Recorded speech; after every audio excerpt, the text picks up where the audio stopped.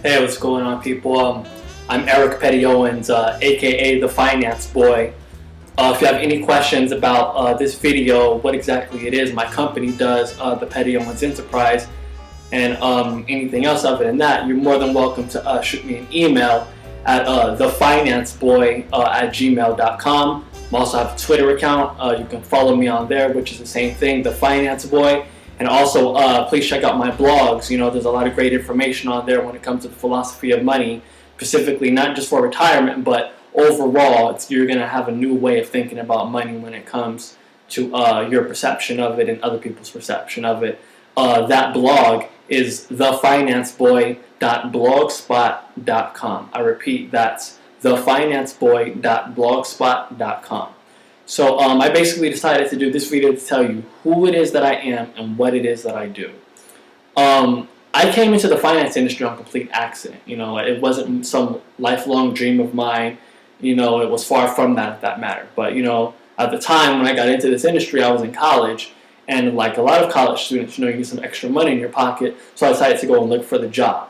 Ironically, the job that I got was working for a brokerage firm. So, you know, obviously, I had to get a license, which is called a Series 7 license. And this license allows you to manage the money of other people.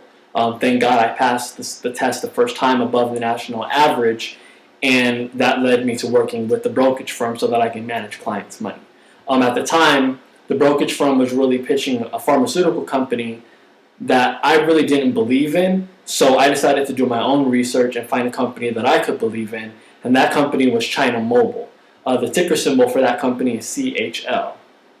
At around the time that I started building a position in this company, it was around $24, $25 a share. And I bought it for probably about a good 8 months, and that was the only stock that I bought. And thankfully, the stock ended up going from about $24 a share to about $65 a share, which was right before the recession happened in 2007. So after that, I really started to get a feel for the industry, and I learned that I really liked finance. Not only that, but I really liked the stock market specifically. So I thought to myself, you know, how can I get closer to the stock market? And I thought that way was for me to become a trader.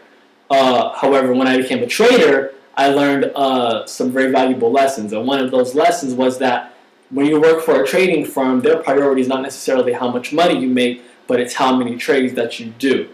And so when I learned that, I was like, okay, well, that may not be the best situation for me, because I was making my best trades when I was holding them for about maybe an hour and a half, 2 hours, 3 hours, and I was maybe making about 6, 7 trades a day, whereas the other traders that I work with were making about 50 trades a day. So obviously the firm didn't like that too much, and I ended up going on my own. When I ended up going on my own, I traded the currency market instead of the stock market for 2 reasons. Number one, it's a lot cheaper for you to trade the currency market than it is the stock market. And number 2 is that you can make money 24 hours a day. I mean, I would be trading the Japanese yen, so I'd be making money while I was in my sleep, you know, or while I was doing my homework, or while I was, you know, taking trips to visit my family. It was just nonstop, and that really intrigued me about the currency market. So, but when the recession happened, you know, if you're probably thinking, you know, well, did you get hurt when the recession happened as well too? Well, my answer to that would be no. I actually had the best year that I've ever had because of the recession. How did I do that? Very simply put, I had bought put options, or they're called leap options, for Citigroup at around $60 a share. And I basically held that position until Citigroup was about $2 a share. So I basically made money as the stock went down. And now I'm actually buying shares of Citigroup ever since then. So once I realized that, okay, I may be able to show people how to do this without having to be a mathematical genius or have to be a really academic person, I saw a huge opportunity to help people. And it wasn't the people who were my clients previously when I was a broker, who were mostly high net worth individuals who made $1 million or $250,000 a year. I thought it was the people, specifically the baby boomers, that I got hurt because of the recession, and therefore they lost all their money for their pension plans and their 401ks, but they didn't have enough time to be able to recoup from their losses because they were only about 3 years away from retiring. So when I saw that opportunity, I said, there's a lot of people that need help financially speaking right now. And with the way that Social Security is going, it looks like it won't even be around that much longer. So a lot of people are going to really need to have some kind of financial education. So when I started the company, I made 2 priorities of it. Number 1 priority is that for every dollar we make, we donate 50 cents to social issues. One of those social issues that's occurring right now, and it's not even a really social issue, but it's an emergency that I feel like needs a lot of funding, is the earthquake that took place in Haiti. So a lot of the money that we're going to make for this first year in business is going to be donated to that specific issue. As time goes on, we're also going to donate to other issues such as education and poverty, because I feel like, you know, we shouldn't live in a world where there's people that are dying of starvation, yet there's people that are rolling around in Bentleys, and yet, you know, they think they're rich, but in essence they really aren't, which I'm going to show you obviously as time goes on. But that's a whole other story.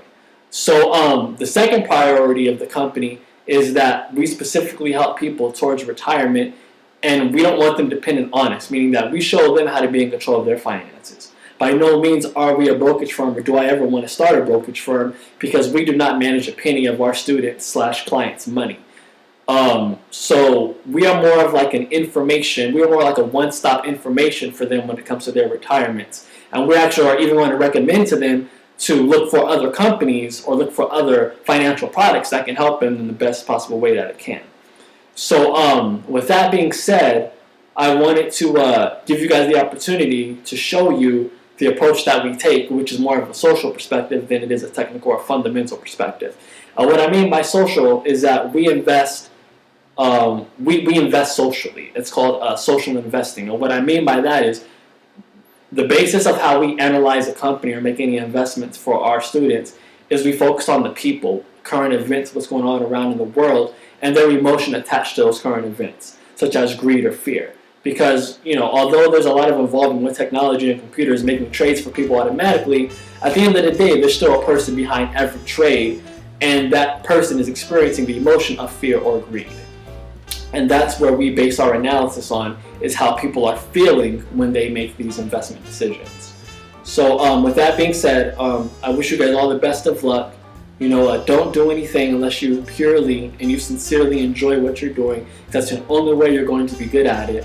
And never sacrifice happiness to your enemy's faith. With that being said, if you have any questions, you know, shoot me an email at thefinanceboy@gmail.com. Follow me on Twitter, which is the same, thefinanceboy. And check out my blog. Every other day I'll be updating, I will be giving an updated blog on information what's taking place right now when it comes to money, philosophy, and current events as they relate to your retirements and how people manage money. That blog is thefinanceboy.blogspot.com. It's very easy to find. You can Google it. It'll be the first thing to pop up when you search for it. So I wish you happiness, love, and peace, and I hope all goes well.